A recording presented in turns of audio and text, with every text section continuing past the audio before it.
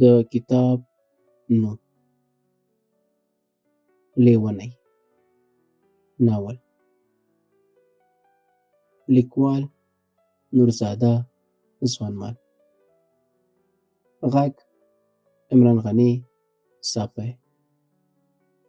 دا کتاب غږیزه بڼه د کتابتون یوټیوب چینل، کتابتون فیسبوک پاڼې او کتابتون ویبسایټ څخه اورئ. پیل.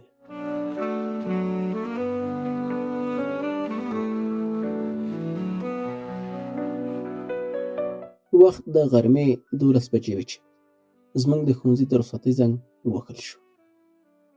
ټولې نجونې په ډېره بیړه له ښوونځي څخه خپلو کورونو ته د زرمت په خامه سړک چې کنده کنده شوی و روانې وې.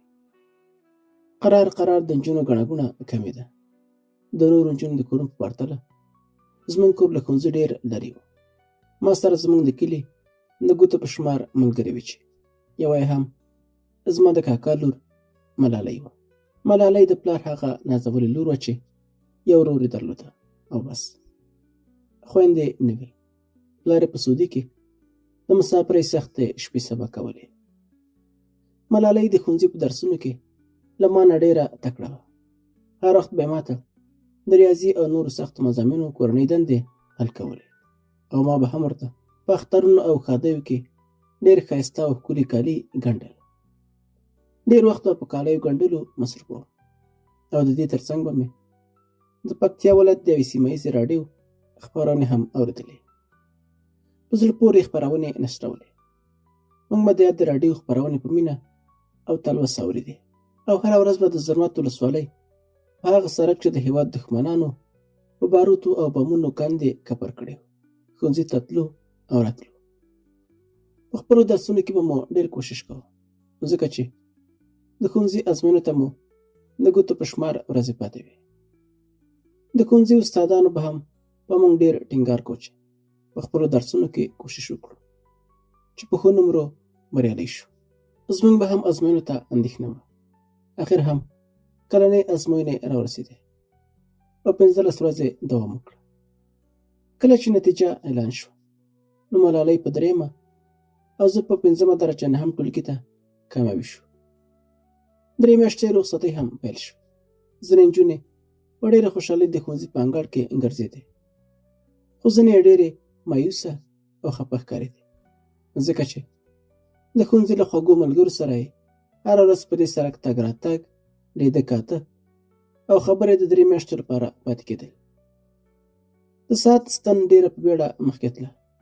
قرار نجونې له ښوونځي نه په وتو شوې. موږ هم خدای پاماني پیل کړه. ټولې ملګرې یو بل ته ورغړې وتې او یوې نیمې له سترګو خو اوښکې هم لارې وکړې. ما هم وروستۍ خدای پاماني له خوږې ملګرې لیلما سره وکړه. لیلما وویل: مریم، تاسو خو به څه نه څه ساعت تېر وي ځکه تا او ملالۍ خو یو ځای اوسئ. ما ورته ویل: ګوره لیلما، ستا خبره سمه ده خو کاش چې موبایل در سره وی نو ما به دې کله کله احوال اخیستی. لیلما له خندا شنه شوه او ویل: زه خدای به ماته هم موبایل راکړي. ښه، زه اوس د ویدې استاد خواته ځم. لږ وروسته بېرته راځم. مریمې، زموږ د کلي نجونې د خپلو کورونو په لور روانې شوې. موږ هم خپل کور ته راغلو. د ماشومتوب په وخت کې به مو چې رخصتۍ نوم اورېده خوشحاله به شو او 3 میاشتې رخصتۍ چې په پیل شوې ښوونځي کې به مو میلې کولې. یو بل به مو ګلونه او زرورق پاشه. اوس هغسې نه وه. د خپلو ملګرو پسې به خفه کېدو. ساجي به سخته شپې ورځې تېرېدې. د ښوونځي د رخصتۍ پوره 1 میاشت تېره شوې وه چې ستا ته د اوبو لپاره لاړم. ملالۍ هم راغله. موږ په یو کور کې اوسېدو. هر وخت به مو یو بل سره لیدل کولی شو او هر ځای کې به مو خبرې کولی شو. خو د څا پر غاړه خبرو ډېر خوند راکو چې کله به مو اوبه راویستې. ملالۍ راته وویل: مریم، زړه مې ډېر تنګ شوی او د ښوونځي ملګرو پسې هم خفه شوی یم. ما ورته وویل: زه هم خفه یم، څه وکړو؟ رخصتۍ به خلاصې شي، بېرته به سره یو ځای شو. موږ په همدې خبرو کې وو چې د ډزو غږونه مو واورېدل. ژر مو رامنډه کړه او کوټې ته راغلو. خو د ډزو غږونه لا پسې زیات شو. زموږ له کوره ښکته د عسکرو یو پوسته وه چې هر وخت به پرې ډېر سخت جنګ کېده. زموږ په شمول د زرمت ولسوالۍ ټول وګړي د جنګونو سره داسې عادت شوي وو چې هېڅ پروا به یې پرې هم نه راتله. او بله دا چې هېڅ داسې ورځ به نه وه چې په زرمت ولسوالۍ کې به جنګ نه کېده. ډزو څه له پاسه 1 ساعت دوام وکړه او بیا یې اوازونه غلي شو.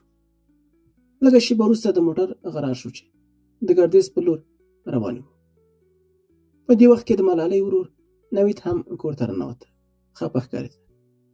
مور یې ترې پوښتنه وکړه: نویده، دا موټر یې ولې دومره په تېزۍ روانې دي؟ او رښتیا ته چېرته وې؟ لږه شېبه مخکې سخت جنګ و. ډېره اندېښنه مې وه. نوید وویل: زه د جومات تر څنګ وم چې پوسته جنګ ونښته. هغه موټر یې د عسکرو وې او ډېر زخمیان یې ګردیز ته انتقال کړه. مور یې وویل: خدای دې ورته خیر پېښ کړي. بیا د کومو کمبختو په کور غم پرېوته. د نوید په خبرو مې ترېندار ډېره خفه شوه. موږ هم ورته ډېرې دعاګانې وکړې. ډېرې شپې او ورځې تېرې شوې. یوه ورځ زموږ کور ته زموږ د ښوونځي ملګري راغلي. ټولو سره په ډېرې خوشحالۍ جوړ په خیر وکړه. ملالۍ ته مې غږ کړه: یو ځل راشه، څوک راغلي؟ ملالۍ له کوټې راوته چې په ملګرو یې سترګې ولګېدې. ډېره خوشحاله شوه او ټولو سره په وار وار ستړې مشي وکړه. ما هم چای دم کړه او مېلمنو ته مې پیالې ډکې کړې. په خندا او خوشحالۍ مو خبرې اترې کولې. د ښوونځي تېر یادونه مو یادول او په بل پسې به مو ټوکې کولې. د خوښۍ ښه موقع په لاس راغلې وه. رښتیا په تېرو 2 میاشتو کې داسې ورځ نه وه راغلې چې موږ دې په کلي کې دومره خوشحاله وو. لږه شېبه ټولې نجونې غلې ناستې وې چې عایشې وویل: مریم، تاسې خو زموږ هېڅ پوښتنه نه کوئ. که موږ نه وای راغلی خدای خبر چې بیا مو سره لیدلی وی او که نه. ما وویل: ګرانې، ګیله دې په سر سترګو، خو بس څه وکړو، هېڅ وخت په لاس نه راسي. نه خو زموږ حال خپله ګورې. مور مې هم ناروغه ده او د مشرې خور له واده وروسته نو کور ټول کارونه زما په سر دي. او ملالۍ خو بیخي یوازې ده. عایشه په خندا شوه او ویې ویل: ژورنالست، تا به څوک ملامته کړي؟ خو چې هر څنګه وي، بل وار به تاسو راسئ. بانې مانې دې نه منم. یو ځل بیا ټولې نجونې په خندا شوې. ما هم ورسره واده وکړ چې ولې نه، ضرور به درځو. مازدیګر لمر پرېوته چې لیلما وویل: زړه خو مو نه کېږي، خو بیخي ناوخته دی. ستاسې په اجازه موږ به لاړې شو. د پاتې کېدو مور ته ډېر وویل، خو نه یې ساري دی. ټولې له ځایونو پاڅېدې. خدای په مانې یې واخیسته او روانې شوې. له دروازې عایشې مخ راواړو او ویې ویل: مریم، ګوره چې دا ځلې مو تاسې پوښتنه وکړې، که رانغلې بیا دلته بیخي نه راسو. ما وویل: سمه ده ګرانې، ضرور به مو پوښتنه کوو. چې ستاسې پوښتنه ونه کړو نو د چا به کوو. نجونې له دروازې ووتې او لاړې. لا هماغسې د رخصتۍ ستړې او سختې ورځې تېرېدې. یو مازدیګر په پخلنځي کې ناسته وم چې ملالۍ په ډېرې خوشحالۍ زما خواته راغله. ما هم ترې ژر پوښتنه وکړه: خدای دې خیر کړي، څنګه دومره خوشحاله یې؟ هغې وویل: ولې، ته خبره نه یې؟ ما وویل: نه، څه شوي؟ هغه راغاړې وته او په خوښۍ وویل: سبا له خیره ښوونځي ته ځو، درسونه پیل کېږي. رښتیا زما فکر نه و، خو ملالۍ یوه ورځ ورته شمارلې وه. زه هم ډېره خوشحاله شوم. یو ځل مو سره غاړه ورکړه او دواړه په خندا شو. ماښام له مړۍ خوړلو وروسته په هغه کوټه کې و چې زه او ملالۍ پکې ویده کېدو. موږ به ډېرې خوشحالۍ له یو بل سره خبرې کول چې سبا به ښوونځي ته ځو او ټول ملګري به ګورو. ملالۍ هم ډېره خوشحاله وه. موږ له هماغسې د خوشحالۍ خبرې کولې چې زما وړه خور نازو کوټې ته راغله او ویې ویل: فرید لالا تاسې سره څه خبرې کوي؟ هغه وایي چې دواړه دې راشي. فرید زما مشر ورور و چې د 12م ټولګي فارغ و او اوس مهال د پکتیا پوهنتون د حقوقو پوهنځي محصل و. هغه به تل په موږ ډېر ټینګار کو چې په خپلو درسونو کې ډېر کوشش کوئ. موږ ډاډمن یو چې هغه به بیا وایي چې سبا ښوونځی پرانستل کېږي، تاسې هم لاړ شئ او په درسونو کې ډېر کوشش کوئ. کله چې کوټې ته ورغلو، په کوټه کې یو عجیبه او ویرونکې چوپتیا خوره وه. د سلام اچولو وروسته موږ هم کېناستو. پلار مې، مور مې، د ملالۍ مور، ورور او زما بل ورور چې امید نومېده، ټول په کوټه کې ناست وو. فرید ورور مې د یو سوړ اسویلي وروسته موږ ته وکتل او داسې وویل: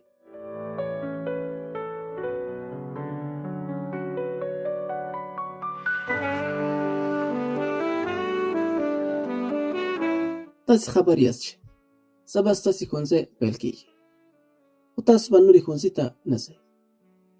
ما او ملالۍ یو بل ته وکتل او په وارخطایۍ سره مو وویل: وروره، موږ به ولې ښوونځي ته نه ځو؟ څه خبره ده؟ موږ ته خو وایه که نه. دا ځل مې د ورور سترګې له اوښکو ډکې شوې او په ژړغوني غږ یې وویل: تاسې خو په دې پوهېږئ چې ډېر داسې هېوادونه شته چې هغوی نه غواړي افغانستان په پښو ودرېږي او افغانان د زده کړو په شمول له هرې برخې شتمن شي. په تېره بیا زموږ هغه نااهله او بې وجدانه ګاونډیان چې هر وخت د افغانستان په پاکه خاوره کې لاسوهنه کړې او کوي او هر ډول وسلوالو ډلو سره مرستې کوي چې افغانان پرې نه دي چې د پرمختګ په لور ګامونه واخلي. لکه څرنګه چې تېر کال د بر کلي خلکو ته اخطارونه ورکړه او بالاخره یې ښوونځی هم ورته وسیزه. دا ځل یې ټولو کلیوالو ته لیکونه غورځولي او ویلي دي که هر یوه نجلۍ ښوونځي ته د تلو پر مهال ولیدل شو، همالته یې وژنو. او د تېر په څېر دا ښوونځی هم سیز و. د ورور ژړا مې لا هم پسې زیاته شوه. ټوله کوټه کې یوازې د سلګیو غږونه اورېدل کېدل. زموږ د کور ټولو غړو یوازې سلګۍ وهلې او خپلې اوښکې پاکولې. د پلار له سترګو مې ټولې لوېدلې اوښکې د هغه په سپینه ږیره روانې وې. ما او ملالۍ یو بل ته کتل. په ډېرې خواشینۍ مې ورور ته وویل چې زموږ عزت ته پکې زیان رسي، نو موږ به ښوونځي ته لاړې نه شو. په دې خبره زما له سترګو هم اوښکې وبهېدې او ملالۍ هم سلګۍ ونیوله. لږه شېبه وروسته مې ورور یو سوړ اسویلی وکړه. خپلې لپې د لوی الله جل جلاله دربار ته پورته کړې او داسې وویل: ای خدایه، تېرې څو لسیزې زموږ ګران هېواد افغانستان په سرو وینو ولمبېده. څومره تورسرې کونډې شوې، څومره ماشومان یتیمان شول، څومره ځوانان د تورو خاورو لاندې شول. ای خدایه، همدومره بس دی. ته خو نور په افغانستان کې د سولې ټغر خور کړې. ته په افغانانو غیبي ورحمېږې. ته په خپل رحم او کرم سره یو ځای او راټول کړې. ای لویه خدایه، ته ورته یو داسې فضا جوړه کړې چې ټول افغانان پکې په ډېرې ارامۍ او خوښۍ سره ژوند وکړي او له دې سترو ناخوالو نه د تل لپاره خلاص شي. نور د امین په ویلو سره لاسونه پر مخ کش کړه. موږ هم ورته امین وویل. له یو څه ځنډه وروسته هر څوک خپلې کوټې ته لاړ. زه او ملالۍ هم خپلې کوټې ته راغلو. دیوالي ساعت ته مې وکتل چې د شپې 11 بجې وې. په خپلو ځایونو کې پرېوتو. له خفګانه مو یو بل سره خبرې هم ونه کړې. ټوله شپه مو په ویښه او په ژړا تېره کړه. له دې شېبې وروسته ډېر وخت زموږ په کور کې یوه داسې چوپتیا خوره وه لکه خدای مو کړه کوم لوی غم چې تېر شوی وي. څو ورځې په یو کور کې ما او ملالۍ یو بل سره هېڅ ونه لیدل. هر وخت به مو په تېرو وختونو پسې ډېر ویر کوو. څومره په سختۍ مو د ښوونځي د 3 میاشتو رخصتۍ یوه ورځ وشمرله. اخر هم چې وخت راغی په دې مصیبت واوښتو. خدای دې ظالمان تباه کړي. ډېر وخت تېر شو. څه ناڅه مو د ښوونځي دردونه کم شوي وو. زما د کالیو ګنډلو سره ساعت تېرېده، خو د ملالۍ بیخي زړه تنګ و. مازدیګر مهال و. د یو ټیکري غاړه مې په ماشین اړولې. ملالۍ مې څنګ ته راغله. ډېرې خبرې مو وکړې. یو ناڅاپه ملالۍ حیرانۍ وویل: مریم، ستا راډیو څه شوه؟ او ته اوس ولې راډیو نه اورې؟ ما وویل: او رښتیا زما خو ورته هېڅ پام نه و. ته لاړه شه. زموږ په لویه کوټه کې د میز له پاسه ایښې ده.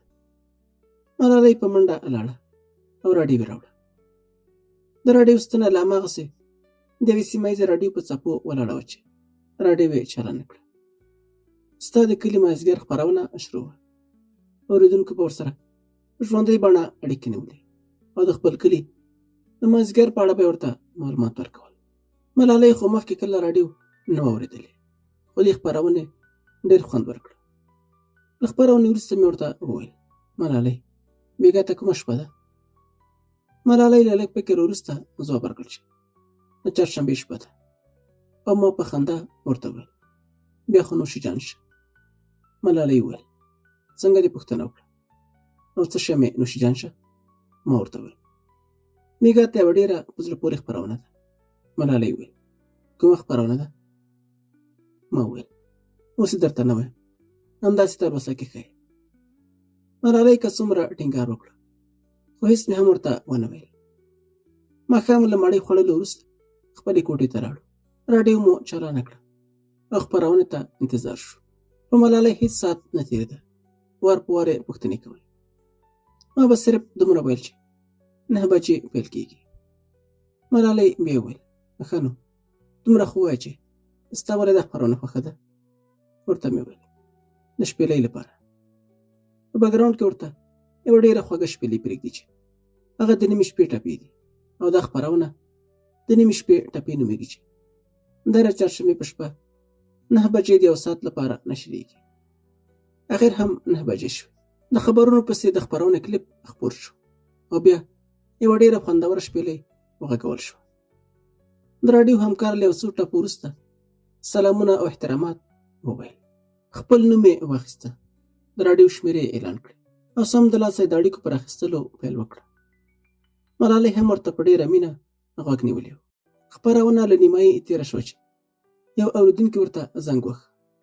په نوم یې پوه نه شوم، خو دومره یې وویل چې د زرمت ولسوالۍ د عامه نظم امنیتي کنډک څخه مې درسره اړیکه نیولې. همکار هم ورته په خپرونه کې هرکلی او ښه راغلاست وکړه. اورېدونکي په ډېر ښایسته غږ او خوندوره لهجه له همکار سره خبرې کولې. په اخر کې له دې سروکي سره: سپینه سپوږمۍ وایه اشنا به چېرته وینه، ګونګۍ شوې ولې نه وایې حالونه. ډېرې ښایسته او په زړه پورې ټپې زمزمه کړې او د خدای پامانۍ له اخیستلو سره یې اړیکه پرې کړه. خپرونه چې پای ته ورسېده، ملالۍ ته مې وویل: ښه نو وا دې اورېده؟ هغې هم د خپرونې ډېره ستاینه وکړه او ویل چې د زړه په غوږونو مې ټوله خپرونه واورېده، رښتیا هم په ډېر انتظار ارځي. ما وویل: ښه نو د هغه عسکر نوم څه و چې له سروکي سره یې ټپې زمزمه کړې؟ ملالۍ هم ویل چې د نوم اخیستلو وخت کې غږ سم نه راتلو، خو زموږ د ولسوالۍ د عامه نظم کنډک یاد کړه او غږ یې هم ښکلی و، خو کله مخکې ورته متوجه وې، بیا یې په نوم پوهېدو. دا یې وویل او نوره ویده شوه.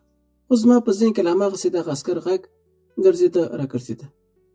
خیال مې کوه لکه چې اوس هم د هغه غږ اورم. له ځان سره مې وویل چې نوم به یې څه وي، د کوم ځای به وي. په همدې فکرونو کې زه هم ویده شوی وم. د ورځې 10 بجې وې. په کالیو ګنډلو بوخته وم او راډیو مې هم چالانه وه، خو د دې ترڅنګ مې دغه عسکر فکر هم کوه چې 11 بجې شوې. د همدې خپرونې کلیپ خپور شو. ژر مې یاد ته راغله چې دا خپرونه خو تکرار هم لري. اوس نو ښه موقع ده. دغه عسکر نوم ته په غور متوجه شو. د عسکر تر اړیکې وروسته ټول بدن مې په رپېدو شو. سړه تبه راباندې راغله او زړه مې بیخي ډېر درزېده چې عسکر وویل: ګلاب ننګرهاری یم، د زرمت ولسوالۍ د عامه نظم د امنیتي کنډک څخه مې اړیکه نیولې. خبرې او زمزمه یې خلاصه شوه. د اړیکې د پرې کولو سره سم ما هم راډیو بنده کړه. له ځان سره مې وویل چې نوم خو یې ګلاب دی او دا هم ښکاره شوه مشرقي زون کې د ننګرهار ولایت اوسېدونکی دی. ما به د راډیو ټولې خپرونې اورېدلې، خو ګمان کوم چې ګلاب هم د یوه خپرونه اورېدله، ځکه یوازې همدې خپرونې سره اړیکه نیوله. اوس به نو تر بلې چهارشنبې انتظار کوم. په ذهن کې به مې دا پوښتنه را پیدا کېده چې ګلاب به بلې خپرونې ته زنګ وهي او که نه. زه به بیا د هغه ښکلی غږ واورم او که نه. د انتظار شېبې ډېرې په سختۍ تېرېدې. اخر هم د ډېرې مودې وروسته بله چهارشنبه راغله. زړه مې ډېر وارخطا و چې ګلاب به بیا زنګ وهي او که نه. په فکرونو کې وم چې خپرونه پیل شوه، خو ښه و. له لږ انتظار نه وروسته درېیمه اړیکه چې د خپرونې همکار راواخیسته او د عامه نظم کنډک یې یاد کړه. ملالۍ په ډېره بیړه وویل: مریم، هماغه عسکر نه دی. ما ورته هېڅ ونه ویل، یوازې د ګلاب زړه راښکونکي غږ ته متوجه وم. د راډیو همکار هم له ګلاب سره ډېرې خبرې وکړې او د هماغه سروکي غوښتنه یې ترې وکړه. ګلاب هم ورسره ومنله او داسې ښکلې ټپې زمزمه کړه چې خدای خبر څومره زړونه به یې لړزولي وي، او زه خو یې سمه لیونۍ کړم. نور اجازت وغوښته او اړیکه یې پرې کړه.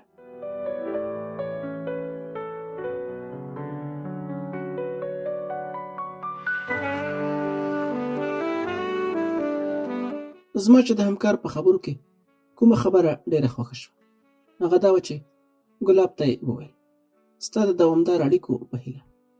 نور نو خپرونه ملالۍ ته پاتې شوه. زه د ګلاب جادوګر غږ په داسې سمندر لاهو کړم چې هېڅ خلاصون ترې نه و. ډېر وختونه تېر شول. ما لا هماغسې د چهارشنبې په تمه ژوند کوه. داسې فکر به مې کوه چې د نړۍ په خلقو 3 وړه اخترونه تېر شي. له هغې وروسته په ما یوه چهارشنبه راځي. ورځ تر بلې مې حالت خرابېده. مور به مې هر وخت راسره شور کوه چې دا په تا څه شوي؟ دې حال ته خو دې وګوره. دا ښوونځی خو ملالۍ هم پاتې شوی. لږ د ځان فکر وکړه. سبا به پردي کور ته روانه یم. د هغې په اړه در سره سوچ شته او که نه؟ خو زه هماغسې لکه د لیونۍ په کور کې ګرځېدم. یوازې د ګلاب د غږ په انتظار به وم. ملالۍ چې تل به زما تر څنګ وه، زما په حال ښه پوهېده، خو د څه ویلو جرات یې نه شو کولی. اخر هم زما هلته په کتو حوصله تمامه شوه. خواته مې راغله او وویل: دا په تا څه شوي؟ ما وویل: ولې؟ په ما څه شوي؟ زه خو بیخي روغه جوړه یم. دا ځل یې سترګې له اوښکو ډکې شوې او وویل: زه په تا ښه پوهېږم. د هغه عسکر د غږ په اورېدلو په تا څه کېږي؟ لکه د لیونۍ د ځان سره خبرې کوي. ګوره ګرانې، زه خو ستا خور یم. که څه وي ما ته ووایه. کېدای شي کومه مرسته در سره وکړم. ما وویل: ګرانې، زه هم نه پوهېږم، خو د هغه عسکر غږ چې واورم سمه بې خوده کېږم. ملالۍ چې سترګو کې هماغسې اوښکې ځلېدې په مسکا وویل: ښه نو، ته په هغه مینه شوې؟ ما وویل: نه، داسې هېڅ کومه خبره نشته. ملالۍ وویل: شته، همدا خبره ده. زه نو بې واره په ژړا شوم او ورته مې وویل: ګرانې، چې هېڅوک هم درنه خبر نه شي. ملالۍ وویل: سمه ده ګرانې، بیخي بېغمه اوسه. زه در سره مرسته کوم. هغه عسکر هم پیدا کوو. ما په ډېره حیرانۍ وویل: هغه څنګه پیدا کوو؟ ملالۍ وویل: یو وارې په نامه پوه شو چې څوک دی، د کوم ځای دی، بیا اسانه ده. ما وویل: نوم یې ګلاب ننګرهاری دی. ملالۍ په خندا شوه، اوږه یې ووښله او وویل چې لالا مې ننګرهاری دی. ما وویل: کېدای شي همداسې وي. ما وویل: ښه نو، څنګه پیدا کوې؟ ملالۍ وویل: زه ورته یوه لاره پیدا کوم، بیا درته وایم. خو ته به ما سره وعده کوې چې بلکل به سوچ او غم نه کوې. زه پوه شه او زما کار.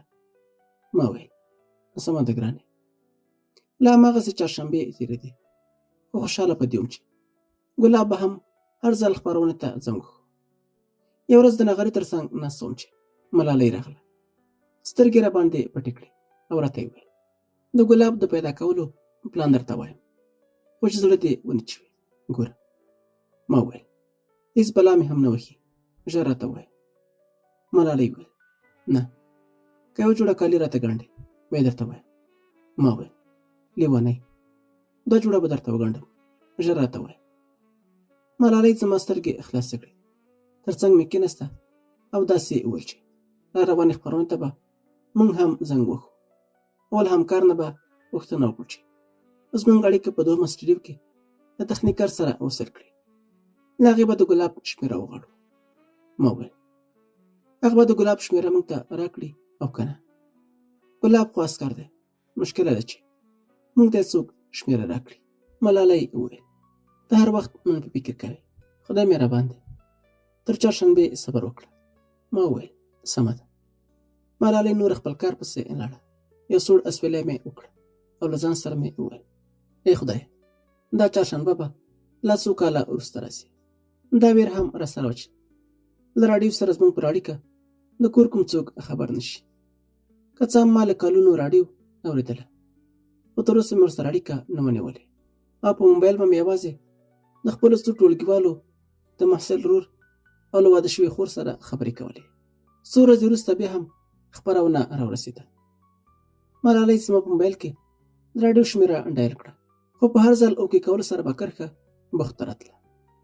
بیچارهګۍ ډېره خواري کوله، خو هېڅ ځای نه نیو. د خپرونې منځ کې د ګلاب اړیکه هم ټینګه شوه. دا ځل یې ورته له دې سروکي سره چې وایي: نری باران دی پاس په لوړی وروینه، جانانه داس راکه چې دواړه سره ځونه. بیا یې هم ډېرې ښایسته ټپې زمزمه کړې او اړیکه یې پرې کړه. وروسته چې به هر اورېدونکي زنګ وښه، ګلاب ته به یې سلامونه ویل او ټپې به یې هم ورته ډالۍ کولې.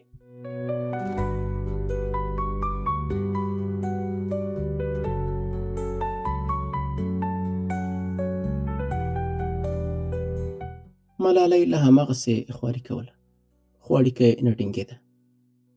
زما هم نوره تمه قطع شوې وه. خپرونه تر وروستي اورېدونکي ورسېده چې زموږ له موبایله زنګ د ورتلو غږ پورته شو. ملالۍ په ډېره بیړه وویل: هله زنګ ورغی.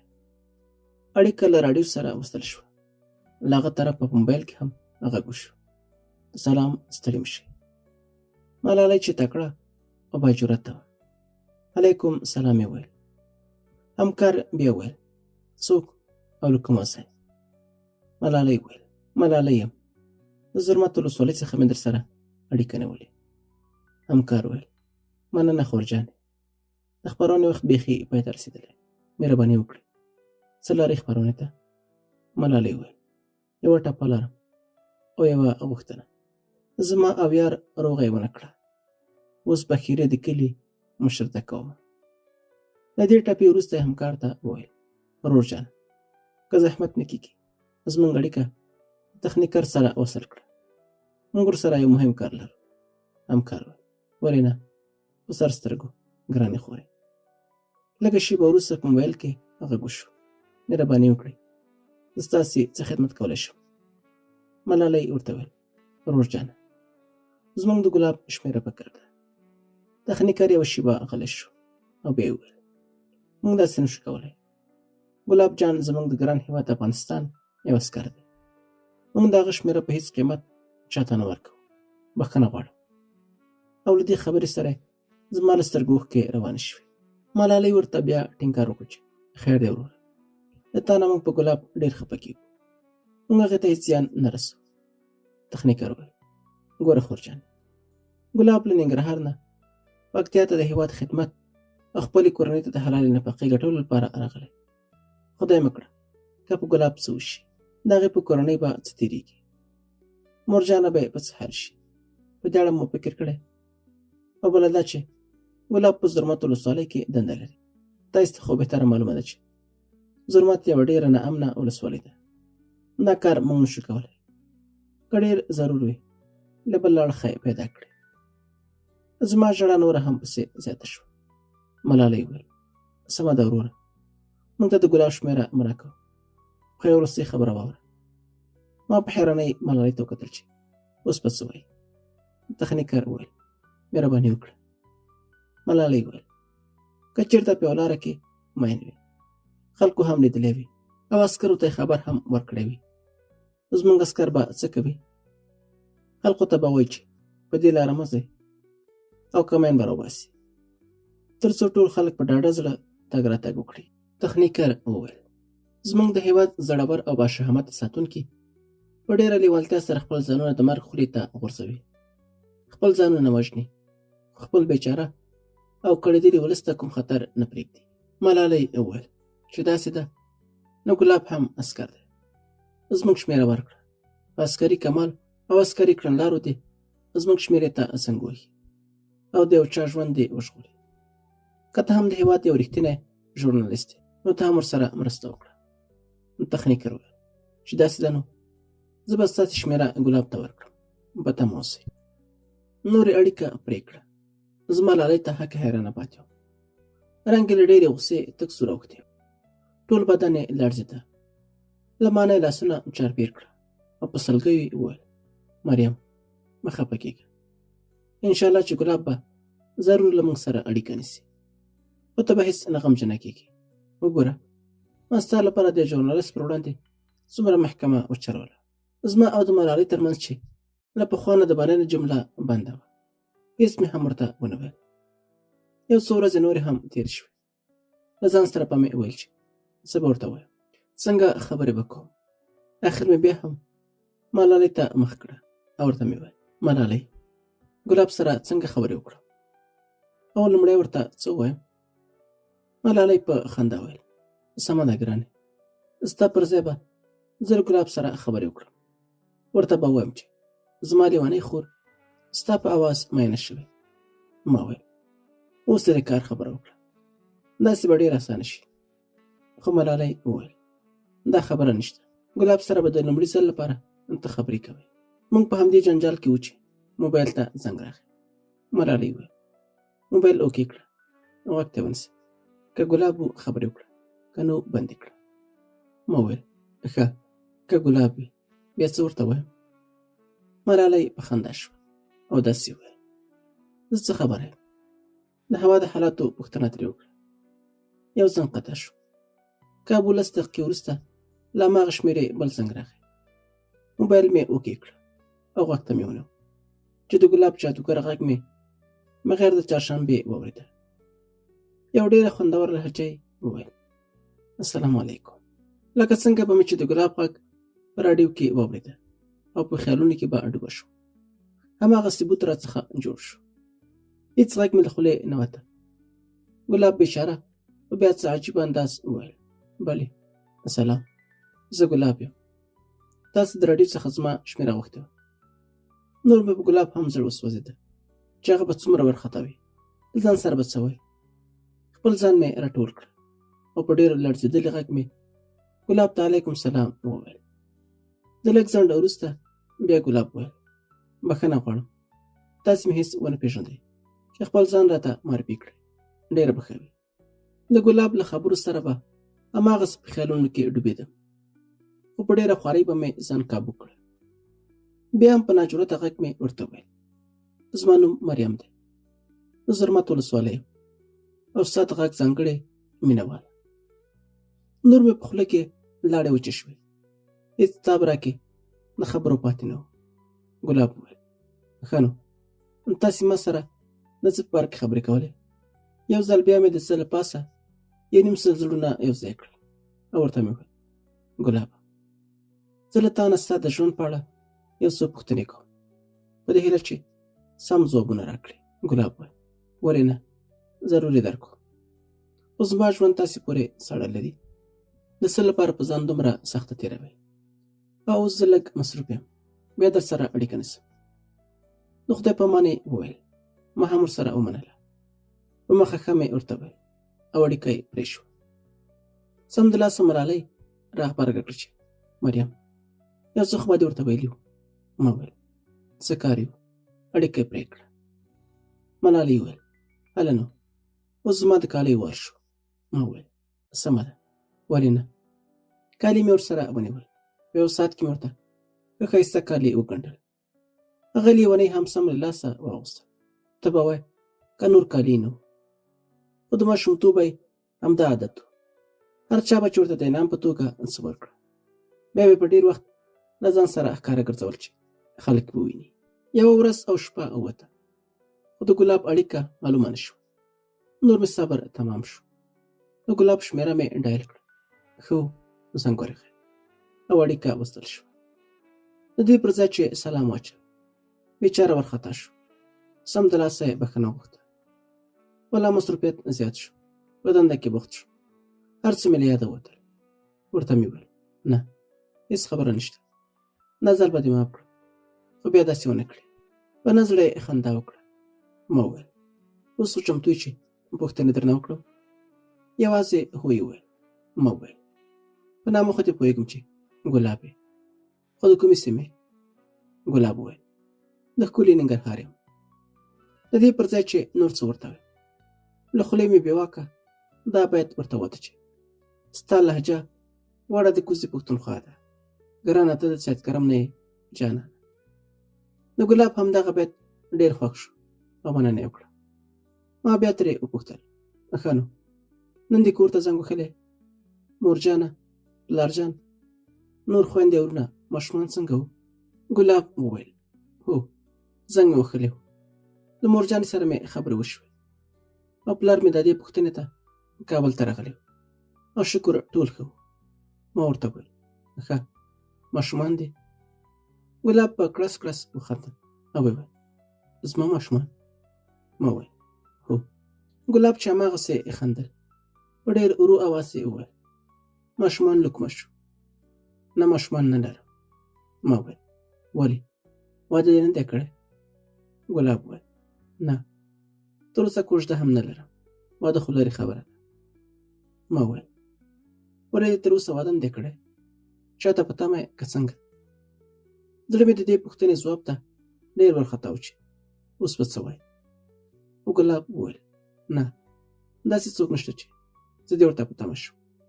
خو بس د اقتصادي ستونزو له وجې لا تر اوسه هېچ چا زما د کوژدې په اړه څه نه دي ویلي. همدې وخت کې ورته چا غږ وکړه.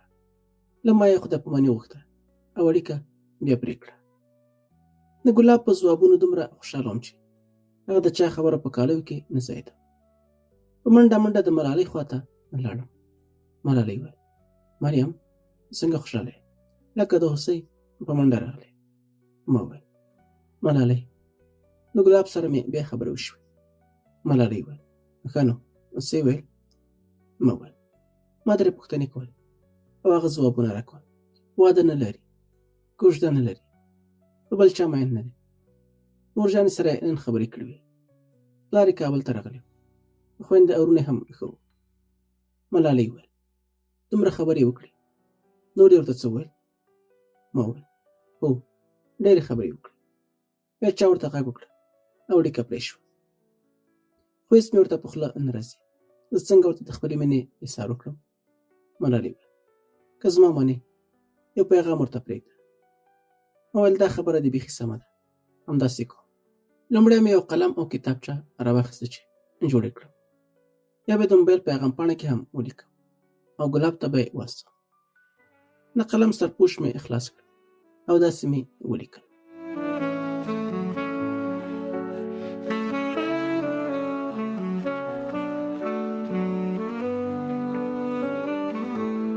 زما د زړه په دنیا د پاچاهۍ د تخت ستر واکمن ګلابه، د څومره خوندورې لهجې، د بې مثاله جادوګر غږ څښتن ګلابه.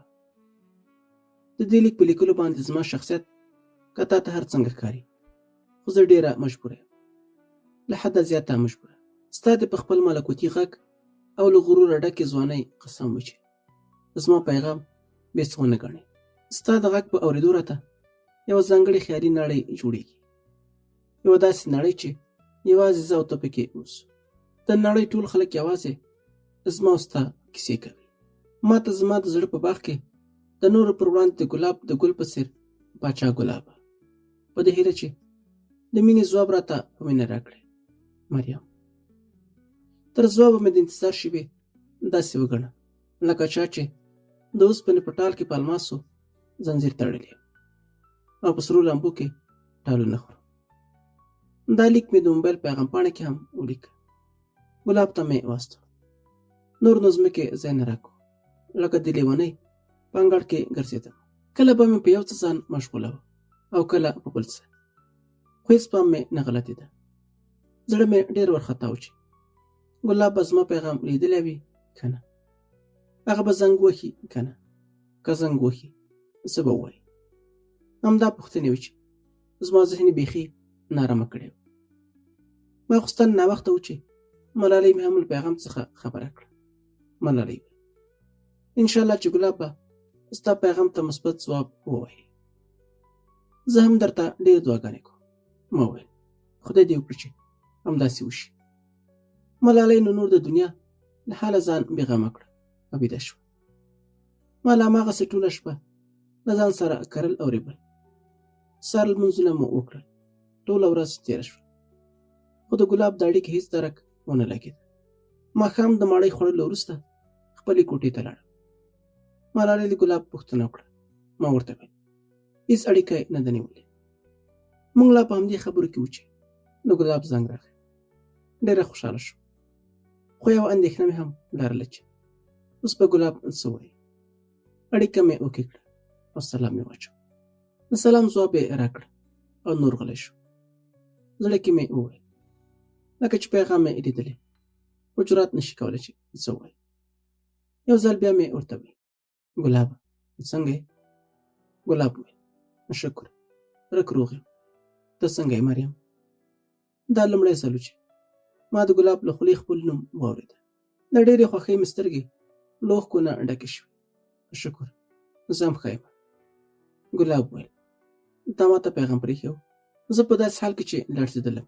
ورته وویل هو. ګلاب د یو سوړ اسویلي وروسته وویل زه په یو ډېره غریبه او بېوسه کورنۍ کې پیدا شوی یم. زموږ په شان خلکو سره دا کارونه ښه نه ښکاري. هغه د پښتو لوی متل دی چې وایي له خپلې شړۍ سره پښې غځوه. موږ د پکتیا د خلکو رسمونه او رواجونه چېرته پوره کولی شو؟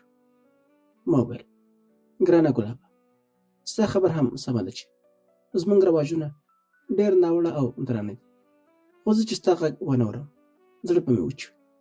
ته څه خبر چې ما ستا د غږ د اورېدو لپاره څومره چهارشنبې شمارلې دي. ما خپله ټوله زندګي ستا د غږ پسې په ورځو شمارلو تباه کړې. نور تا خپل وجدان دی. ګلاب وویل زه په هر څه پوهېږم. ستا لپاره زما شمېره پیدا کول دومره اسانه نه و. ښکاره ده چې ته په ډېرو زحمتونو تر ما پورې رارسېدلې. ژوندی اوسې زما خوږې مریم. ما وویل ته هم ژوندی اوسې. مننه ګلابه. ګلاب په خندا وویل سمه ده، په لومړۍ ورځ یو فیصله کوو. څنګه دې خوښه ده؟ ما وویل ستا فیصله په سر سترګو، ستا له طرفه هر څه زما قبول دی. ګلاب وویل ته څومره په تول تللې خبرې کوې. خدای دې خیر کړي.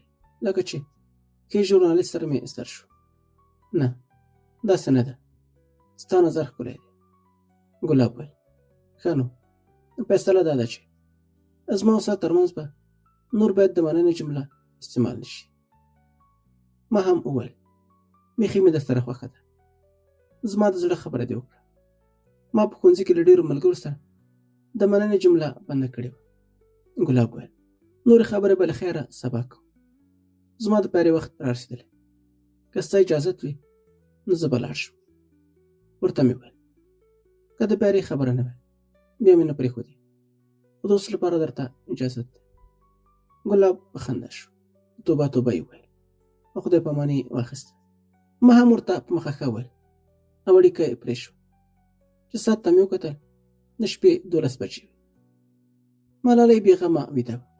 ما ته نورې شپې د خفګانه خوب نه راتلو، خو نن شپه له ډېرې خوشحالۍ ویده نه شوم. فکر مې کوو لکه ټوله نړۍ چې له ما سره وي. د شپې خوږې خاموشۍ راته له ګلاب سره د مینې مبارکۍ ویلې. ما ورته یوازې په مننې ځواب ورکړ. نور په ځان پوه نه شوم چې څنګه سبا شو. ملالۍ ته مې ټوله کیسه وکړه. هغه هم ډېره خوشحاله شوه. د خوښۍ غاړه یې راکړه او ویې ویل چې داسې دې خدای یو بل ته ورسوي. تا خو رانه په کاریو ځان خلاص کړه، خو ګلاب سره به ګورم. داسې په اسانه خو یې نه پرېږدم. ما وویل سمه ده ژوندی اوسې، صرف دعا کوه. نور په خپل کار پسې ولاړه. زه له خوشحالۍ په جامو کې نڅېدم او هر څه بدل بدل راته ښکارېده. په خیال کې مې یو ډېره خوندوره نغمه اورېده. ټولو ونو بوټو او ګلانو ورته یو حیرانوونکې نڅا کوله.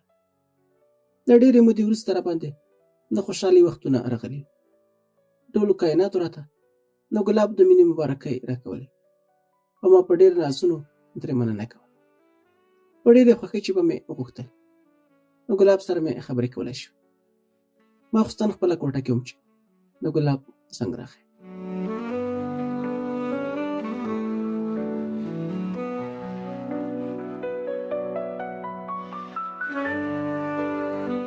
ډېرې خبرې مې ورسره وکړې. ګلاب وویل دا ځل چې ننګرهار ته په رخصت لاړم، مورجانې سره ستا خبره شریکوم. ما وویل سمه، په ننګرهار کې به ډېر وخت نه تېروې. ګلاب په خندا وویل: نو سمه ده، امر مو پر ځای کېږي. ما وویل: امر نه دی، یوه هیله ده. ته چې پکتیا کې داسې فکر کوم چې زما تر څنګ یې. د 10 ورځو نه به ډېر وخت په ننګرهار کې نه تېروې. ګلاب بیا په خندا وویل: بیخي سمه ده. لږه شېبه وروسته مې وویل: ته خو دلته نشې راتلی که نه؟ خو چې کله زه ګردیز ته لاړم ته به هم راشې، که ژوند و سره وبینو. ګلاب په کړس کړس وخندل او داسې وویل: څه وایې؟ په هغه ورځ به ته ګردیز ته لاړه شې چې د زرمت ولسوالۍ لاره امنیتي وي. ما وویل: امنیتي څنګه وي؟ خو چې زه لاړم ته به هم راشې.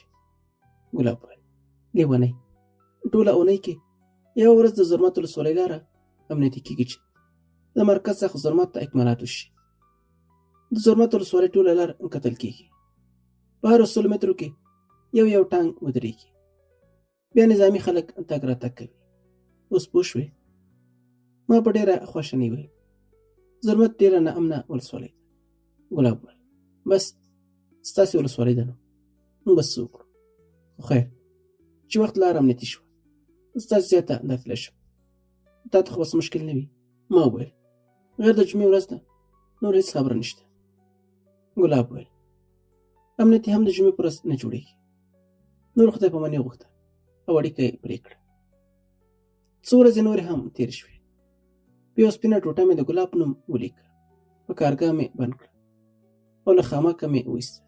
له بانجاره نه مې یو زیړه ګوتمچې تور غمی لره، یوه آینه او یو ګمنځ د ګلاب لپاره راونیول. کله چې امنیتي ورځ جوړه شوه ګلاب راته زنګ وکړ او د خپل کور ادرس مې ورکړ. ښه و، کور مو د عمومي سړک سره بیخي نږدې و. په دې خاطر مې ګلاب ته دلته د راتلو اجازت ورکړه. د ګلاب څخه مې د یو تصویر غوښتنه وکړه، هغه هم چې په نظامي یونیفورم کې اخیستل شوی وي. ګلاب په خندا وویل: زه خو داسې کوم تصویر نه لرم. ما وویل: دا خبره نشته، همدا اوس په یونیفورم کې د یو شنې رنجر مخې ته ودرېږه او تصویر واخله. ګلاب بیا په خندا شو او وویل: ستا لپاره به د ټانک مخې ته هم ودرېږم، ته خو رنجر یادوې. ما وویل: له رنجر سره یې واخله، رنجر مې ډېر خوښېږي. ګلاب وویل: سمه ده. خدای پاماني یې واخیسته او اړیکه یې پرې کړه. له کوټې راووتم. مور مې چادري لاس کې نیولې وه او له ما یې د یو لوی ټیکري غوښتنه وکړه. ویل چې د ملک د زوی واده دی. جواب یې کړی. موږ به هلته لاړې شو.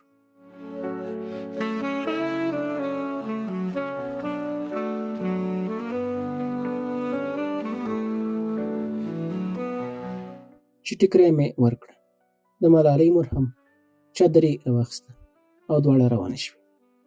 په کور کې یوازې زه، ملالۍ او د ترور کشره لور مې چې موږ کره مېلمه راغلې وه پاتې شوه. له ځان سره مې وویل: اوس نو کار وشو. ملک صاحب ته مې هم ډېرې دعاګانې وکړې چې په ډېره ښه ورځ یې زوی د واده نېټه ټاکلې. ملالۍ مې د ګلاب له راتګه هم خبره کړه. لیونۍ په کړس کړس خندا کړه او داسې ویل: واخ څومره لوی پرمختګ، تصویر به دې ترې غوښتی و. ما وویل: ورته مې ویلي دي. ملالۍ وویل: ته به څه کوې؟ ستا خو تصویر هم نشته. ما وویل: ډېرې ته به مېږو ته اوبه وروړم، ما بدرنګه به هلته وګوري. ملالۍ وویل: ګلاب که ته وګوري خدای مه کړه بېرته د کنډک پر ځای بل چېرته لاړ نه شي. ظالمې، له ځانه څه خبره یې؟ کابو 2 ساعته وروسته د ګلاب زنګ راغی. چوکۍ مې کړه. ګلاب وویل: زه راغلی یم. ما وویل: ښه نو کوم ځای کې؟ ګلاب وویل: یو داسې کور سره ولاړ یم چې واړه د لرګي دروازه لري، مخې ته یې په دیره کې میږې تړلې دي او دننه زما لیونۍ مریم اوسېږي. ګلاب زموږ کور په اسانۍ پیدا کړی و، ځکه ما یو مناسب ادرس ورکړی و او ګلاب هم په زرمت ولسوالۍ کې داسې بلد و لکه خپله ولسوالۍ چې وي. ملالۍ هم تر څنګ ناسته وه. هغه ټول شیان چې د ګلاب لپاره مې تیار کړي وو په یو سور دستمال کې وتړل او د ترور لور سلما ته مې ورکړه. ورته مې وویل: د سړک په غاړه یو هلک ولاړ دی، دا ورته ورکړه. هغه چې هر څه درکړه هغه تر راوړه. سلما چې عمر یې اوس 8 کالو ته رسېده بغیر د څه ویلو دستمال واخیسته او روانه شوه. ما هم د اوبو لوښی په سر کړه او دیرې ته راړم. زموږ کور له کلي لږ ښکته و. دلته هېڅوک نه راتله. په سړک به هم کله کله یو موټر تېر شو چې له دروازې راووتم. سلما د ګلاب سره ولاړه وه. د ګلاب اړیکه هماغسې وصل وه. ورته مې وویل دې خوا خو لږ راوګوره. ګلاب په وارخطایۍ سره زما خواته مخ راواړو. لاس مې ورته وښوراوه. ژر یې مخ بېرته واړو. ګلاب د خوږ اواز سره سره عجیبه ځواني هم لرله. دنګه ونه یې وه. تور کالي یې اغوستي او یو بیرغي رومال یې هم له غاړې تاو کړی و. یوازې یو څو دقیقې همدلته و. نو تګ په وخت کې یو ځل بیا راوکتل او روان شو. په راتګ یې ډېره خوشحاله وم، خو په بېرته تګ یې راڅخه د راتګ خوشحالي له یاده وایسته. نه پوهېږم چې یږو ته مې به ورکړې او که نه، خو بېرته خپل کور ته راغلم. سلما له ما مخکې کور ته راغلې وه. د ګلاب ډالۍ ملالۍ لاس کې نیولې وه. کله به یې یو خواته وتښتوله، کله بل خواته. په دې شرط مې ترې واخیسته چې ستا په مخ کې به یې خلاصوم. ډالۍ مې ترې واخیسته. لومړی مې ګلاب ته زنګ ووهه. ګلاب وویل کله چې زه خپل ځای ته ورسېدم بیا درته زنګ وهم، خو ته په ځان ډېر پام کوه، چېرته د کوی قاب اوسېدونکي در باندې دوا ونه کړي. دا یې وویل او سمدلاسه یې اړیکه پرې کړه چې غوټه مې خلاصه کړه. یو لاس بند و، یوه ګوتمه وه چې واړه واړه سرغمې یې لرل، یوه جوړه لښتۍ، دوه امیلونه چې یو یې د سپینو مریو جوړ شوی و او بل کې تورې، سرې او شنې مرۍ پوښل شوې وې، یعنې بیرغ ته ورته و او د درې لړونو څخه جوړ شوی و. تصویر هم په چوکاټ کې بند و. په کونجونو کې دوه واړه واړه تصویران او په منځ کې یو لوی تصویر چې تر شا یو تک شین رینجر ولاړ و. تصویر مې لومړی ښکل کړه او بیا مې د زړه سره نږدې ونیو. ملالۍ د ښکلا ستاینه وکړه او داسې وویل زنه هم ښکلې ده او سترګې خو یې بیخي تورو ګرګرو ته ورته دي. خدای مې یو بل ته ورسوه. ما ټول شیان پر ځای کړه. یو ساعت وروسته مې له ګلاب سره اړیکه ونیوله. ویل چې زه ورسېدم او ډالۍ مې هم ولیده. لیونۍ، په دسمال دې څومره خواري کړې. ستا د دسمال پرتله خو زما ډالۍ هېڅ نه ده. خو بس هغه د چا خبره چې تور توتان او له تا قربان. رښتیا لیونۍ مریم، ته څومره ښکلې یې. په خندا یې وویل هغه مې ګوته دې اوبه ورکړې که نه؟ ما وویل نه پوهېږم چې اوبه مې ورکړې او که نه، خو ستا ډالۍ هم ډېرې ښکلې وې. د تصویر په شمول په هره یوه ډالۍ کې دې د بیرغ نښې ښکارېدلې. بیرغ ته لکه چې ډېر خوښ دی. ګلاب وویل دا بیرغ زما ایمان دی، زما جانان دی، له خپل ځانه هم راته ګران دی. د دې ساتنه به په خپله وینه کوم. انشاءالله چې تر څو مو تن کې یو څاڅکی وینه وي دا بیرغ به همداسې رپاند وي. ما ورته وویل خدای دې راته تل ژوندی لره. په هېواد مین ګلاب. ګلاب له ما سره خبرې کولې چې کوم کس د ګلاب نوم واخیسته. په موبایل کې ډېر کرار غږ راتلو، خو د ګلاب ورته فکر نه و. ما وویل ګلاب څوک درته غږ کوي؟ ګلاب د لږ ځنډه وروسته وویل حمزه دی، زما نږدې ملګری. خدای په امان یې واخیسته او اړیکه یې پرې کړه. ډېرې ورځې تېرې شوې. یو سهار 8 بجې وې چې ګلاب سره مې د اړیکې ټینګولو کوشش وکړه، خو هېڅ ځواب یې نه راکړ. دا لومړی ځل و چې داسې کېده. ډېره اندېښنه مې پیدا شوه. ملالۍ به ډاډ راکړ چې هغه عسکر دی، مصروفه به وي. ته هېڅ مه خفه کېږه. د ورځې په 11 بجو د ګلاب زنګ راغی. بیا هم لکه تل په څېر ورته خوشحاله شو. اړیکه مې اوکې کړه. ګلاب وویل لیونۍ مریم، بښنه کوه، ډېر زنګونه دې راغلي وو خو نظام ولاړ و. ما وویل سمه ده، زما درته ډېره اندېښنه وه او رښتیا څه خبره خو نه وه. ګلاب وویل د تېر کال راهیسې د پکتیا ولایت د جاني خیل ولسوالۍ زموږ د کنډک مربوط شوې ده. د خیره لنډو ورځو کې جاني خیلو ته ځو. هلته زموږ د پرسونل 3 میاشتې پوره شوي. نه موږ ورته تبدیلوي چې زموږ 3 میاشتې پوره شي، هغوی موږ پسې راځي. موږ به بېرته زرمت ته راځو. ما وویل ګلابه دا 7 میاشت کې د جاني خیل ولسوالۍ د سقوط سره مخ شوې وه. د څو ورځو لپاره د طالبانو په لاس کې وه. هغه خو ډېره خرابه ولسوالۍ ده. ګلاب وویل ته له سقوطه خبره یې؟ ما وویل هو. ګلاب وویل هغه وخت زموږ د کنډک حمایه هلته پرته وه. هو. بیا موږ پاتې شو. دا ځل زما هلته درېیمه وظیفه ده. جغرافیې له مخې جان خیل یوه ډېره په زړه پورې ولسوالۍ ده. دنګو او شنو سردرو ورته ډېره ښکلا ورکړې. د جلغوزیو او څېړیو عجیبه ځنګلونه لري. صرف دعا راته کوه. نور خدای مهربان دی. یوازې زه خو نه یم. ډېر خواږه ملګري راسره دي. ما ویل خدای دې د ټولو ملګرو سره په امن کې لره. نور یې خدای پاماني واخیسته او اړیکه یې پرې کړه. تل به مې ورته دعاګانې کولې. څو ورځې وروسته اخر هم جانې خیلو ته د ګلاب د تګ ورځ راورسېده. له ما سره یې اړیکه ونیوله. ګلاب وویل چې تر میرزکي وراخوا لاره کې موبایل کار نه کوي چې جانې خیلو ته له خیره ورسېدم. مې درته زه خپله زنګ وکړم. تر میرزکي مې د ګلاب احوال اخیسته، خو نور یې موبایل کار نه کوه. یوازې دعا مې ورته کوله. مازدیګر قضا و چې د ګلاب څنګ راغی. اوکې مې کړه.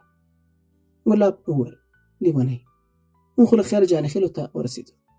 ته هېڅ اندېښنه مه کوه. ما ویل سمه ده چې په خیر رسېدلی. ته به هم ستړی، نورې خبرې به سبا کوو. بې له څه ویلو یې اړیکه پرې کړه. د پکتیا د خلکو د رسمونو او رواجونو په اړه مې ګلاب ته معلومات ورکول. ګلاب چې له ما نه په پکتیا کې ډېر ګرځېدلی و. تل به یې د پکتیا د لوړو غرونو، شنو او ګڼو ځنګلونو، جلغوزیو او څېړیو کیسې کولې. په تېره به یې د خپل سمسور ولایت د ننګرهار په اړه هم معلومات راکول. لوړ چنارونه او رنګین مازدیګري به یې یادول او ویل به چې د پسرلي په موسم کې خو ننګرهار سم جنت جوړېږي.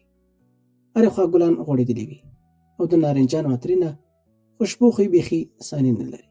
هغه د خپلې ولسوالۍ په اړه هم ډېر څه ویل. تل به یې ویل چې د کونړ سیند ورته بیخي له حده زیاته ښکلا ورکړې. د خیوې ولسوالۍ ته او په منځ کې وړې وړې غونډۍ داسې پرېښي لکه په یو امیل کې چې د سرو زرو غمې ځلېږي. د خیوې ولسوالۍ مازدیګر ډېر خوندور وي. د سیند د غاړې چکر سره چې کله په وړو غونډیو لمر پناه شي او سیوری پر ځمکه راخور شي، یو شاعرانه فضا ترې جوړېږي. په خوښۍ سره مو د ژوند لارې لنډولې. پوره 25 ورځې د ګلاب په جانې خیلو کې ووتې. یو سهار مې ورسره اړیکه ونیوله. د حال پوښتنه مې ترې وکړه. ویله چې شکر کراري ده، زه در سره مازدیګر اړیکه نیسم. نور زما خبرو ته هېڅ وخت ورنه کړه او اړیکه یې پرې کړه. خو له خبرو یې معلومېده چې ډېر وارخطا و. فکر مې کوه چې ضرور کوم مشکل ورته پېښ شوی. مازدیګر یې د اړیکې په تمه وم، خو زنګ یې ونه وهه. نوره مجبوره شوم چې زه ورپسې زنګ ووهم، خو په ارزلو کې کولو به یې شمېره خاموشه راتله. د شپې مې هم تر ډېره کوشش وکړه، خو اړیکه یې وصل نه شوه. د ورځې هم ټوله ورځ موبایل خاموش شو. یوه ډېره دردونکې ورځ راباندې راغلې وه. ټول بدن مې لړزېده چې خدای مې کړه په ګلاب څه شوي نه وي. ماخوستن خپلې کوټې ته لاړم. ملالۍ هم ډېره خفه وه. ویلې چې 9 بجې خپرونه هم شته اورو یې. کېدای شي چې ګلاب ورته زنګ وهي. خو زه ډېره باوري وم چې ګلاب خپرونې ته زنګ نه وهي، ځکه چې داسې موقع نه لري. که یې لرلی نو ضرور یې لومړی زنګ ماته وښه. خو ملالۍ هماغسې ټینګار کوه. ویلې چې تر خپرونې خو صبر وکړه چې 9 بجې شوې. لومړی خبرونه شروع شول. خبریال د خبرونو سره ټکي داسې وویل: د احمد آباد ولسوالۍ د مرچلغو بند لپاره د حکومت لخوا د امنیتي پوستو جوړول. په سید کرم ولسوالۍ کې د مین چاودنې له امله 2 تنه ملکي وګړي ټپیان شوي دي. د ډنډ پټان ولسوالۍ یو کور کې له عملیاتو وروسته 50 میله کلشینکوف نیول شوي. او د پکتیا ولایت د جانې خیل ولسوالۍ د بیا ځل لپاره سقوط کړی. د جانې خیلو د سقوط په اورېدو سره مې له خولې یو هیبتناکه چیغه ووته. په سترګو مې تیاره راغله. تر یو څو شېبو پورې مې ډېر شور ماشور او چیغې اورېدلې. نور نه په ځان پوه شوی نه یم. نه پوهېږم چې څو ورځې بیهوش وم. خو چې کله په هوش راغلم، د پکتیا ولایت د ملکي روغتون په یو چپرکټ کې پرته وم. یو وخت ته مې چې وکتل، مور او مشره خور زلیخا مې هم تر څنګ ناستې وې. زلیخا وویل: مریم څنګه یې؟ مور مې هم راڅخه پوښتنه وکړه. ما وویل: بیخي روغه جوړه یم. مازدیګر لمر په لوېدو و چې له روغتون نه رخصت شو او کور ته راغلو. ملالۍ او نورو ترېنتارګانو مې وار په وار پوښتنه کوله. ملالۍ ته مې وویل: موبایل چېرته دی؟ ګلاب ته خو لږ خواري وکړه چې زنګ ورځي او که نه. ملالۍ وویل له ما سره دی، خو تا اول دا دوا وخوره، بیا زه ګلاب ته زنګ وهم چې دوا مې وخوړه نو نشه یې ډېره زیاته وه، صرف یو څو شېبې ویښه وم. نوره نو بیا تر سهاره له ځانه نه وم خبره. د سهار 8 بجې وې چې ملالۍ مې خواته راغله. نو ګلاب پوښتنه مې ترې وکړه چې زنګ دې ورته ووهه او که نه نمبر یې اوس هم بند دی. ملالۍ په خندا شوه، غېږ کې کلکه ونیولم او داسې وویل هو، ګلاب سره مې پرون خبرې وکړې، هماغه زنګ وهلی، بیخي روغ جوړ دی. ما وویل ته رښتیا وایې ګلاب ژوندی دی؟ ملالۍ وویل هو رښتیا وایم، دا وګوره پرون مازدیګر هم زنګ وهلی و، راته یې ویل چې لاره کې دی. یقین مې نه راته، خو چې موبایل مې وکته 2 دقیقې خبرې کړې وې. ډېره خوشحاله شوم، د خدای شکر مې ادا کړ. د ملالۍ په دې زیري مې خپله 3 ورځې بېهوشي له یاده ووته. ملالۍ ته مې وویل ښه نور یې څه ویل؟ زما پوښتنه یې وکړه. ملالۍ ویل ګلاب ویل چې ولسوالۍ سقوط وکړه، ډېر ملګري مې شهیدان شول، څو تنه یې ژوندي ونیول. زه او یو څو نور ملګري د کودال پوسو ته راغلو. بیا له هغه ځایه ماښام تیاره کې څمکنۍ ولسوالۍ ته راورسېدو. ستا په اړه مې هم ورته وویل. بیچاره ډېر خفه شو، خو وروسته بیا پښېمانه وم چې داسې مې ورته وویل. څه بهانه به مې ورته کړې وه، خو ګلاب ستا ډېره پوښتنه کوله، ځکه مې ورته هر څه وویل. ملالۍ نور هم څه ویل چې نو ګلاب زنګ راغی.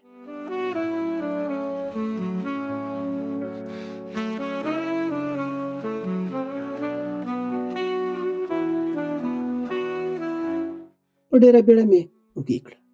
سلام ګلابه. ګلاب په هماغه خوندوره لهجه وویل علیکم سلام لیونۍ مریم، اوس څنګه یې او په تا څه شوي وو؟ ما وویل زه ښه یم، ته څنګه یې؟ زخمي خو به نه یې او چېرته یې؟ ګلاب وویل زه بیخي ښه یم، اوس مهال د ګردیز لیوای کې. نو ګلاب سره مې ډېرې خبرې وکړې، ویلې چې د ځینو معلوماتو له مخې کابو 1200 طالبان په ولسوالۍ ډله ییز برید وکړه، او دا هم ښکاره وه چې زموږ ښکته ګاونډي ورته د هر څه اکمال کوو. ګلاب ویل چې سبا له خیره ننګرهار ته ځم، ته په ځان ډېر پام کوه، انشاءالله چې مورجانې ته ستا یادونه هم کوم. نور ناوخته و. ګلاب راڅخه خدای پاماني واخیسته، ډېر ښه به و.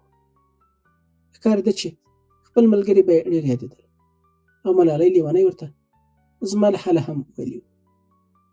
نو ګلاب هغه ملګري چې شهیدان شول په کورونو کې به یې څه حال و، میندې خویندې اولادونه به یې څنګه وي؟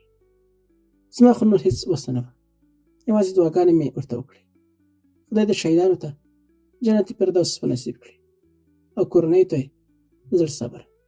شپه تېره شوه. سهار مې له ګلاب سره اړیکه ونیوله، ویله چې موږ د تېرې کوتل څخه تېر شوي یو. تا ته مې ځکه زنګ ونه وهه چې کېدای شي ویده وې. ماښام اذانونو ته لږ وخت پاتې و چې ګلاب خپل کور ته ورسېده. ماخوستنې بیا اړیکه ونیوله.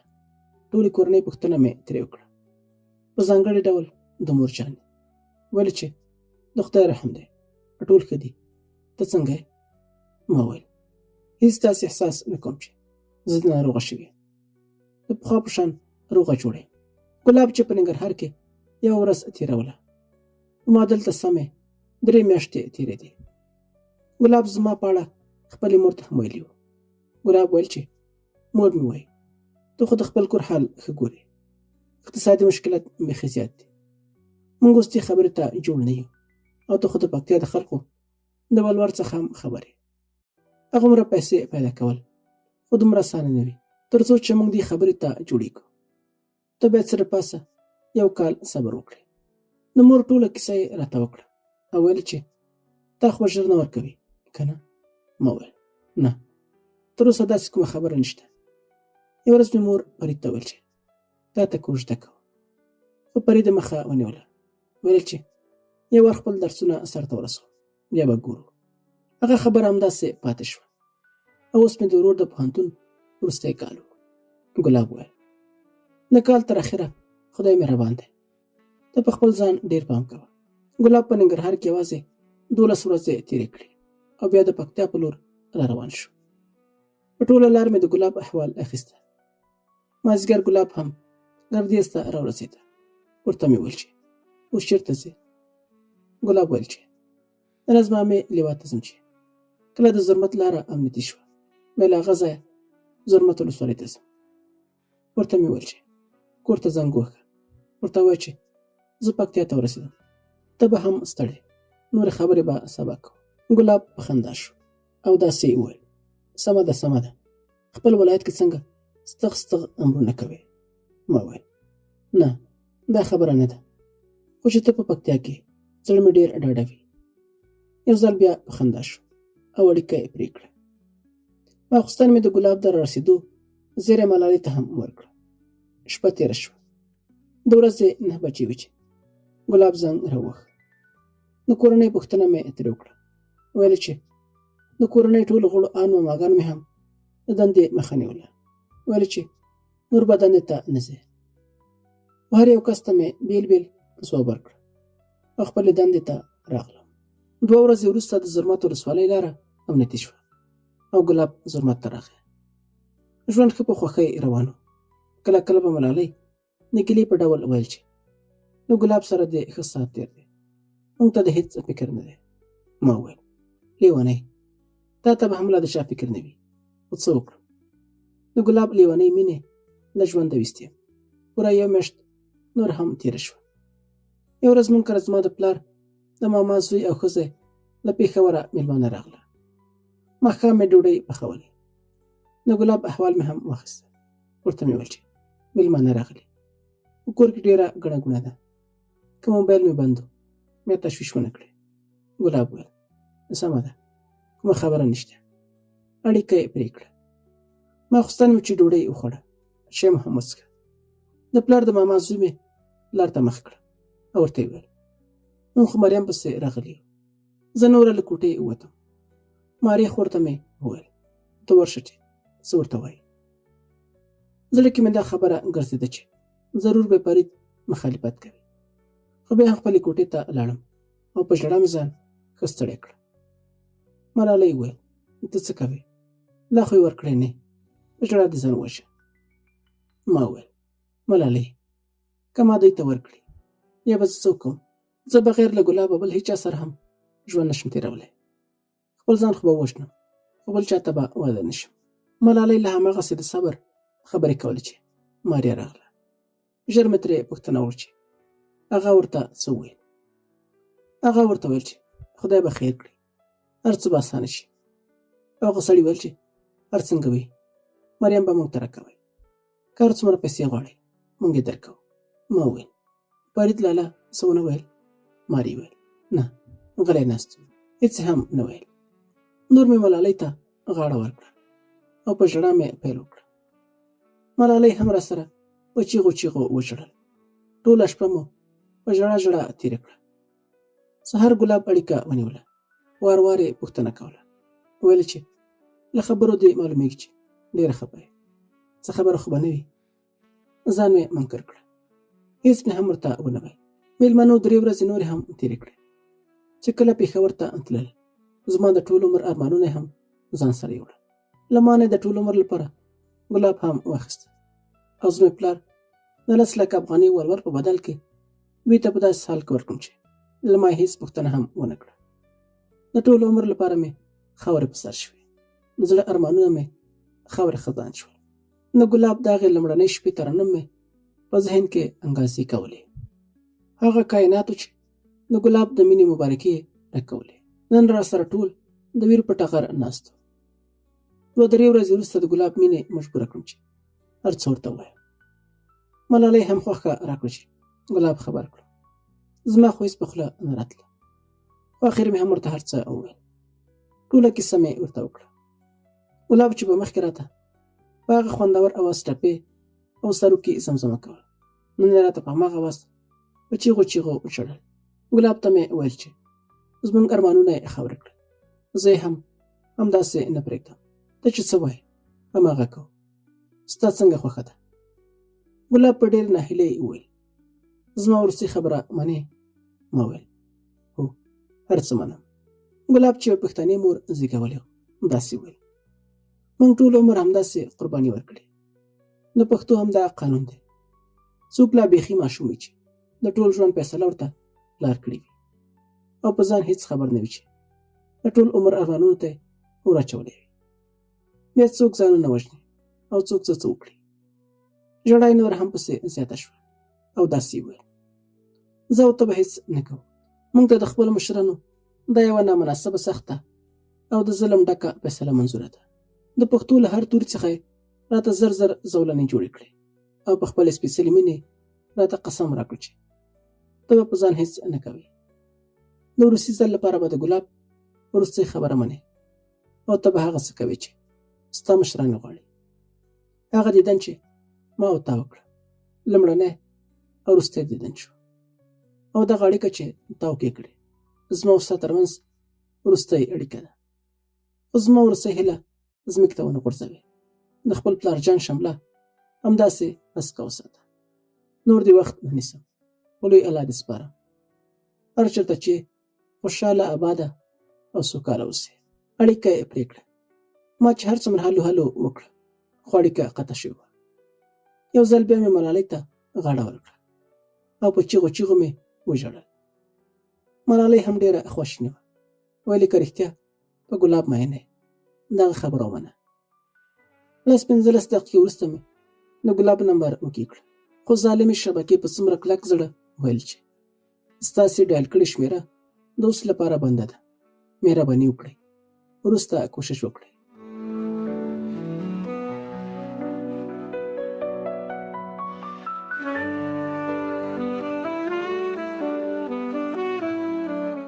د ګلاب شمېره له هماغې ورځې بنده شوه.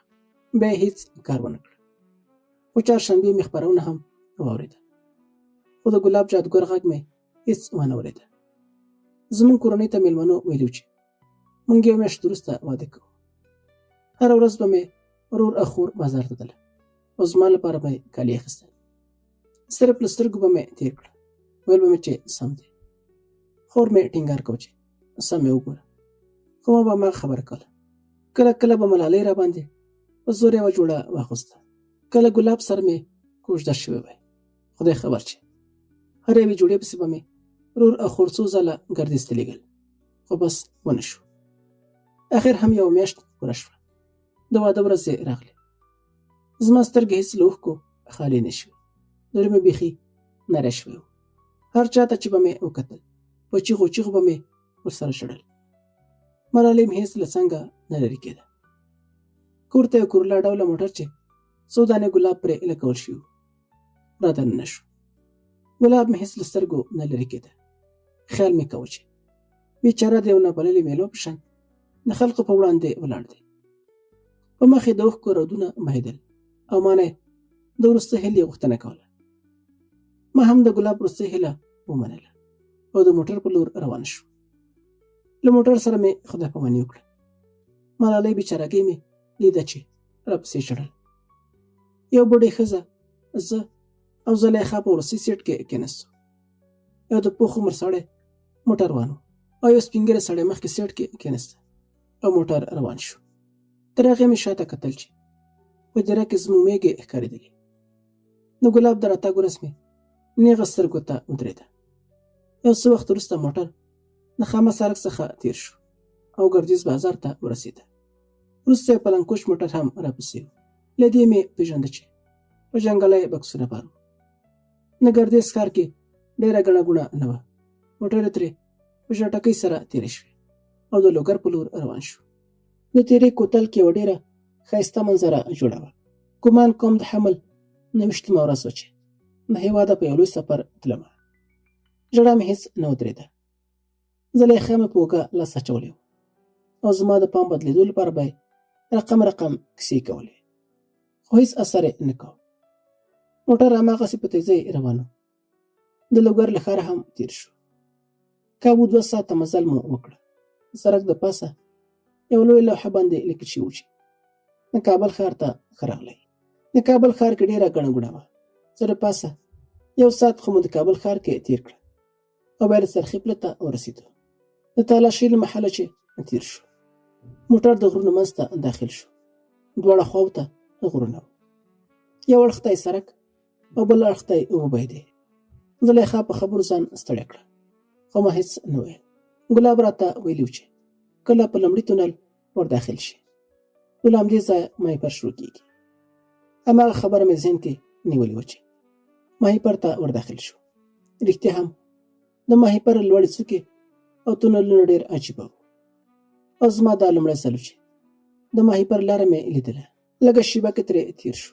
بیا یو بازار راورسېده چې چپ لاس ته یې ډېره ښایسته منظره وه. د زلیخا خبرو ته مې غوږ نیولی و چې ویل یې سروبي ته راورسېدو. همدلته لږه شېبه تم شو. مړۍ مو وخوړه او بیا هم حرکت وکړه. د لغمان له دوسرکې هم تېر شو. بیا وروسته چپ لاس یو بل د اوبو بند راغی. لږ مخکې د یو تونل په سر کې د ځینو مشهورو څېرو انځورونه وو او ترې لاندې لیکلي وو چې د سولې او امن کور، د جرګو او مرکو ټاټوبی، د علم او ادب زانګو، همیشه بهار، لوی ننګرهار ته ښه راغلاست. چې له تونله ووتو د ونو سیوري پر سړک داسې راښکاره شوي وو چې تا به ویل ګنې کوم بڼ ته راغلی یم. که څه هم زه د ګلاب دې کره نه تلم، خو د ننګرهار پښتانې او غیرتي خاورې چې ګلاب پکې خاپوړې کړې وې، د پسرلي په موسم کې د نارنج او عطرینې خوشبویي نازولم او ښه راغلاست راته ویو. د جلال آباد ښار مې هم ولیده. د امیر شهید باغ کې د زانګوګانو کتلو ښه خوند راکړه. لږ مخکې موټر د چوک یو بغل ته ودرېده او سپین ږیری سړی ترې د اوبو راخیستلو لپاره ښکته شو. د چوک منځ کې یو کوچنۍ مناره وه، په سر کې د نړۍ کوره، ترې لاندې د ارواښاد ملنګ جان بابا تصویر او د پښتو په زرینو کرښو لیکل شوي وو چې د ملنګ جان واټ.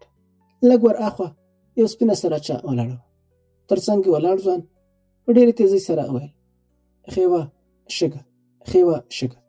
د دې نوم په اورېدلو مې زړه یو ناڅاپه ټکان وخوړ. په موټر کې مې زړه تنګ شو. غوښتل مې چې ښکته شم او د سراچې خواته لاړه شم، خو ګلاب چې راته د پښتو له تورو کوم زنځیرونه جوړ کړي وو، یوازې د پې د تورې په لومړي زنځیر مې هم وس ونه رسېده. سپین ږیری سړی بېرته راغی او موټر بیا حرکت وکړه.